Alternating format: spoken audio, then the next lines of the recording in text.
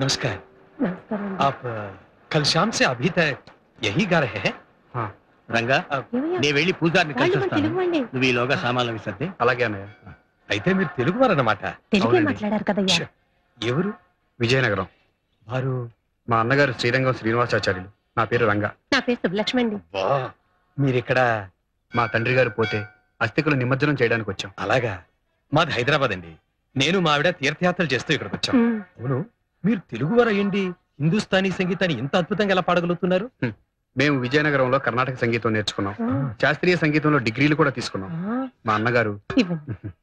హిందుస్థానీ సంగీతం మీద ఉన్న మక్కువతో ఉస్తాద్ అలీ ఖాన్ దగ్గర 2 ఏళ్ల పాటు హిందుస్థానీ సంగీతం నేర్చుకున్నారు. ఓహో. చూస్తుంటే మీరు సంగీతాభిమానంలో ఉన్నారే. మా ఆయన మామూలు అభిమాని కాదండి, వీరాభిమాని. ఎక్కడైనా సంగీతం అంటే చెవులు కోసుకుంటారు, ఈయన ముక్కు నోరు కూడా కోసుకుంటారండి. దాని మాటకేం గాని నాకు సంగీతం అన్నా సంగీత కళాకారులన్నా చాలా గౌరవం. అవునండి. ఏదో మీ బోటి వాళ్ళు తప్ప ఈ రోజుల్లో శాస్త్రీయ సంగీతాన్ని ఆదరించి అభిమానించే వాళ్ళు ఎంతమంది ఉంటారు చెప్పండి. ఇప్పుడంతా పాప్ అని ర్యాప్ అని. మాకు సరస్వతి కటాక్షం అయితే దొరికింది కానీ లక్ష్మీ కటాక్షమే ఇంకా లభించలేదు. లేదండి, ఎప్పటికైనా సవత్తల్లి సవత్తల్లి. కన్నతల్లి సాటి వస్తుందో చెప్పండి. ఏనాటికైనా ఆయన నిత్యం చేసే స్వరాభిషేకమే మళ్ళీ శాస్త్రీయ సంగీతానికి శుక్లపక్షం వస్తుందని మా అన్నయ్య ప్రగాఢ నమ్మకం.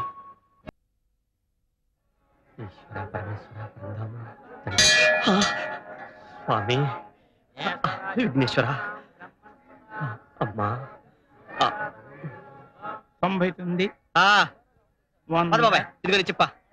చూడు బాబు, పొద్దున సుప్రభాత నుంచి ఇప్పటిదాకా ఊళ్ళో గుళ్ళన్నీ తిరిగావు. చెప్పలతో ఈ బొట్టంతా నిండిపోయింది. ఆ బొట్లతో నీ మొహంతా మూసుకుపోయింది. ఇంకా ఎన్ని గుళ్ళు తిరగాలని మొక్కుకున్నావు బాబు? అయిపోయింది బాబాయ్, నా లక్ష్యానికి దగ్గరగా వచ్చేసాను. పోదాం పద.